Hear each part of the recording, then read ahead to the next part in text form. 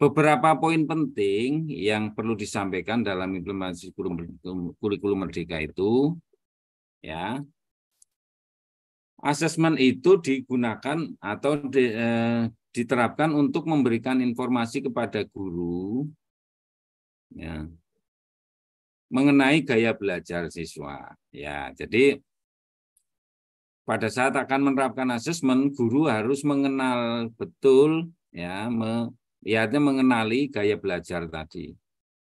Ya, 30 anak, ya, dikenali satu persatu boleh, tetapi pada akhirnya nanti akan dikelompokkan, misalnya, ya kan, akan dikelompokkan, ya kan, supaya apa? Bapak Ibu tidak akan melayani individual.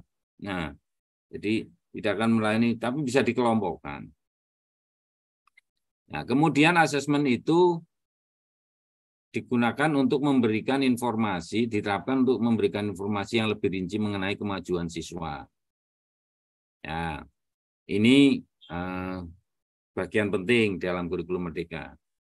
Ya, kemudian digunakan juga untuk mengenali kemajuan hasil belajar siswa secara individual dari proses yang diikutinya. Jadi secara individual dikenali, ya, walaupun nanti pada akhirnya akan melakukan pengelompokan. Terus digunakan untuk memberikan informasi mengenai keefektifan pembelajaran. Itu menjadi refleksi bahwa pembelajaran itu efektif atau tidak. Ya. Asesmen digunakan untuk memberikan umpan balik kepada siswa. Ini juga penting. Jadi Bapak Ibu guru, pada saat melakukan asesmen dan diharapkan diminta dalam kurikulum Merdeka itu benar-benar digunakan hasilnya untuk umpan balik. Oke. Kemudian digunakan juga untuk mempertahankan, meningkatkan dan mempertahankan hasil belajar siswa. Nah, siswa juga memahami, oh, dengan penilaian dari guru, dari kelas, ya, digunakan untuk mempertahankan. Saya harus belajar lagi atau meningkatkan. Nah, itu.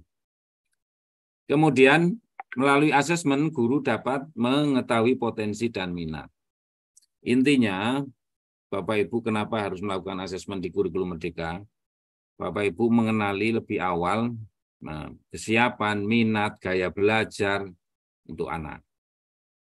Supaya apa? Pada saat melakukan fasilitasi, membimbing, mengarahkan siswa itu sudah lebih terarah.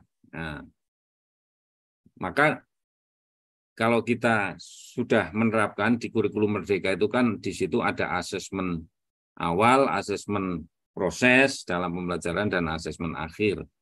Ya, nih. Ya, maka dikenal asesmen awal, asesmen proses, dan asesmen akhir. Yang ketiganya itu sesungguhnya masuk dalam kelompok formatif dan sumatif untuk pembelajaran. Nih.